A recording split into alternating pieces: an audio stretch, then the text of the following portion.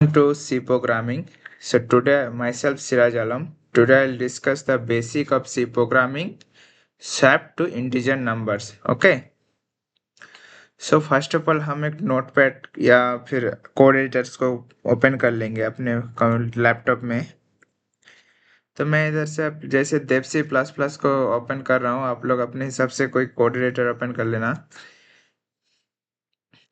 तो मैं देव C plus plus में जाके एक न्यू फाइल क्रिएट करता हूँ और मैं सी के बेसिक फॉर्मेट को लिखता हूँ। जैसे कि इंक्लूड किया मैंने, इंक्लूड किया stdio.h को, जो एक standard input output header file है। ठीक है, तो अभी मैं इंट मेन फंक्शन के अंदर जा रहा हूँ।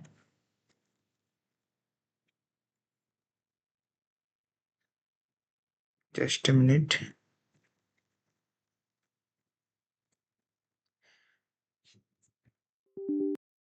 सॉरी। तो हम क्या करेंगे, इधर हम कुछ वेरिएबल हम लोग को स्वैप क्या आता है कि अगर ए के पास जितना वैल्यू है वो बी में चला जाएगा और बी का जो वैल्यू है वो ए में आएगा।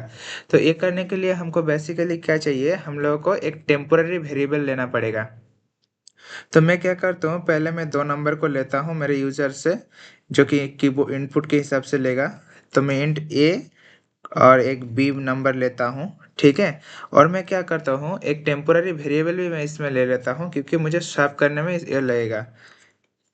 ठीक है, तो मैं टेम्पोररी वेरिएबल करके ले लिया। मैं इधर यूज़र से वैल्यू लूँगा।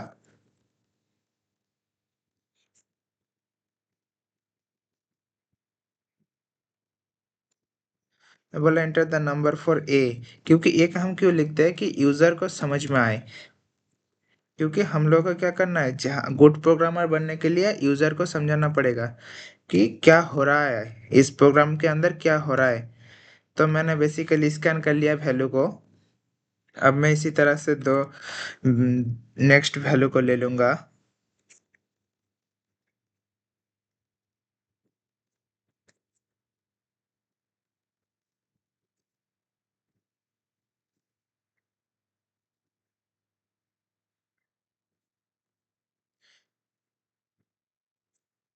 तो मैंने सेकंड वैल्यू को भी इधर ले लिया।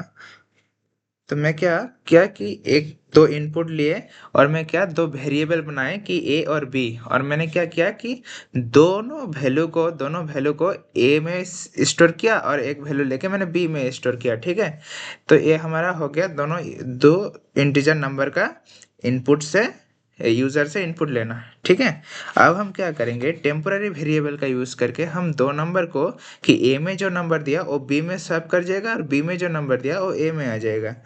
ठीक है, तो इसको करने के लिए हम टेम्पोररी वेरिएबल को लेंगे। तो टेम्पोररी वेरिएबल के अंदर हम यहाँ पे ए को असाइन कर देंगे। तो हमारा क्या होगा, जो ए का वैल्यू है वो अभी यहाँ पे गया है टेम्पोररी वेरिएबल पे। ठीक है, ऐसे ही मैं क्या करता हूँ, अब मेरा ए खाली है तो ए में मैं बी को डाल सकता हूँ। ए इक्वल्स टू है, ए इक्वल्स टू नहीं है, ए असाइनमेंट ऑपरेटर है।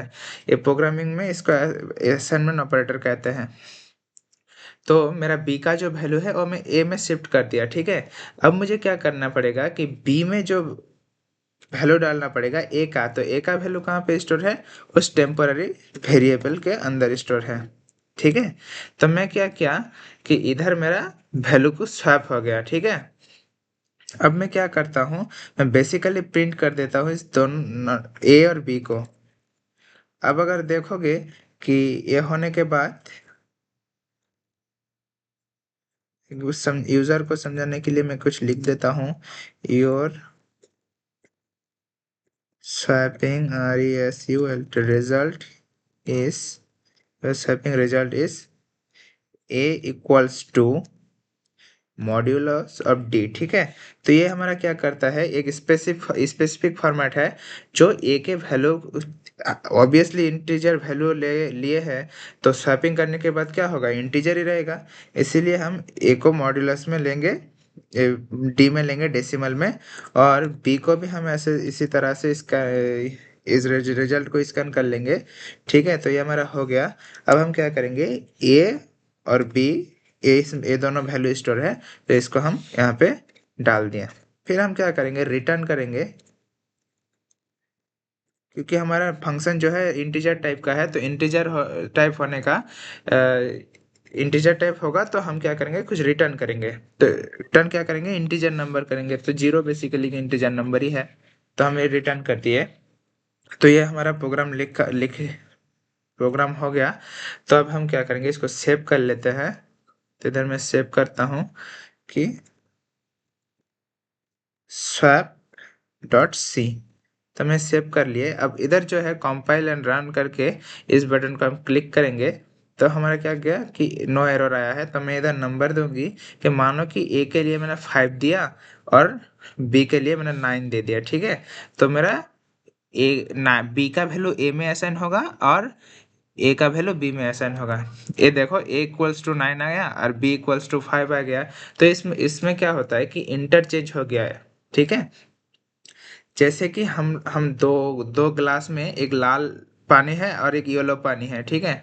तो हम क्या करेंगे, हम लाल पानी को, रेड वाटर को हम येलो वाटर में कन्वर्ट, येलो ग्लास में लाना चाहते हैं, और येलो ग्लास के पानी को रेड ग्लास के पानी में ग्लास में लाना चाहते हैं। तो हम क्या करेंगे, ऑब्वियसली हमारे पास एक और ग्लास होना चाहिए।